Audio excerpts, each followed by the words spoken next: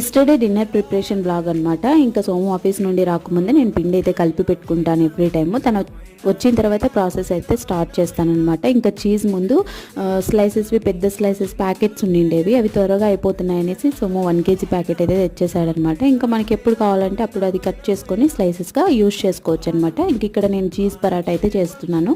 ఇంకా మొన్న నేను గైనకాలజిస్ట్ని కన్సల్ట్ అయినప్పుడు నాకు సజెస్ట్ చేసింది కదా, లైక్ ప్రోటీన్ ఫుడ్ తీసుకోవాలి, ఇంట్లో చేసిన పన్నీర్ అండి, ఎగ్, కర్డ్ అలా తీసుకోమని చెప్పింది అనేసి నేను ఏదో ఒక వేలో అయితే ఇలా తింటున్నాను అనమాట. ఇంకా నార్మల్ చపాతీస్ చేసుకోవడం కంటే cheese paratha and paneer paratha and egg rolls ఇలా చేసుకుంటూ ఉన్నామన్నమాట. అండ్ ఇంకా నేను అలా కుక్ చేస్తుంటే మా హనీ వీడియో కాల్ చేసింది, కేదర్ కోసం డైలీ చేస్తుంది అనమాట. ఇంకా తనతో మాట్లాడుకుంటూ ప్రాసెస్ అయితే స్టార్ట్ చేశానమాట. ఇంకా వేడివేడిగా సోముకు సర్వ్ చేసి ఇచ్చేసాను. అందులో కాంబినేషన్ కర్రీ వచ్చేసి టమోటా కర్రీ చేశానమాట. సో చాలా ఎమ్మీగా టేస్టీగా ఉందని చెప్తున్నారు ఇక్కడ.